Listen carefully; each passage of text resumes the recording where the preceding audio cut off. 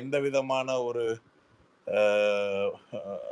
செட்டாக்கும் ஒரு மாதிரி இல்லை. பார்வதி அவங்களா ஓனா ரியாக்ட் பண்ணி அழுதுட்டு வந்து உட்காந்துட்டாங்க. திவாகரை ஒரு மாதிரி அவர் ஃபைன் டியூன் பண்ணி இந்த மாதிரி கோமாளித்தனத்தெல்லாம் வெளில போய் பண்ணிக்கோங்க அப்படின்ற மாதிரி ஒரு ஒரு ஒரு மாதிரி அவரும் இன்ஃபேக்ட் என்னன்னா அவரும் வந்து ஒரு மாதிரி தான் ட்ரால் பண்ணாரு. என்னன்னா ரொம்ப நவநாகரிகமாக ட்ரால் பண்ணாரு. பட் அது maybe somewhere down the line ஒத்துக்கலாம். ஏன்னா அவர் யாராச்சும் ஒருத்தருக்காவது பயந்த ஃபைன் டியூன் ஆனாதான் உட்கார வைக்க முடியும். இல்லாட்டி Diwakar he will go with the flow. ஆனால் ஓவராலாக இவர்கிட்டக்க ஒரு வீக்கெண்ட் ஷோ ஒரு எதிர்பார்ப்பு இருந்தது. எல்லாம் இந்த சீசனோட ஃபர்ஸ்ட் வீக்கெண்ட் இவர் ஏதோ ஒரு இப்போ எப்படின்னா நம்ம ஜென்ரலைஸ்டா இவர் கேட்குற கேள்வி